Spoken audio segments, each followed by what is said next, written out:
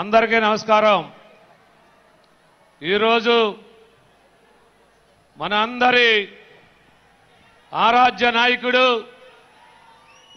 ఈ ఆంధ్రప్రదేశ్ రాష్ట్ర ప్రస్తుత ఉప ముఖ్యమంత్రి వర్యులు మరియు పంచాయతీరాజ్ అటవీ పర్యావరణ శాఖ మంత్రి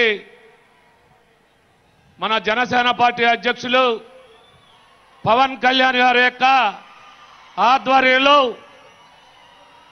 గత 11 సంవత్సరాలుగా ఈ ఆవిర్భావ సభలు జరుపుకుంటూ ఇది 12వ ఆవిర్భావ సభ జరుపుకుంటా ఉన్నాం।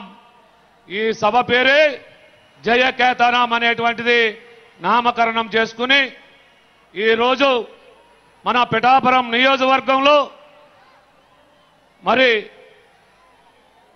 ఎంత పెద్ద సభా వేదిక ఏర్పాటు చేసుకుని మంత్రులు, శాసనసభ్యులు, కార్పొరేషన్ చైర్మన్లు, మన జనసేన పార్టీ ఇన్ఛార్జీలు ఇంతమంది పెద్దల మధ్య ఈ సభ జరుపుకుంటా ఉన్నాం।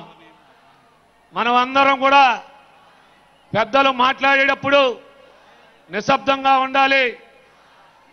అలాగే గడిచిన 11 ఆవిర్భావ సభలు మన నాయకుడు పవన్ కళ్యాణ్ గారు జరిపితే ఏదైతే మొన్నటి వరకు జగన్మోహన్ రెడ్డి వైసీపీ పార్టీ ఉందో మన 11 ఆవిర్భావ సభలు జరుపుకునేసరికి 11 సీట్లకే పరిమితం చేశారు మన నాయకులు పవన్ కళ్యాణ్ గారు।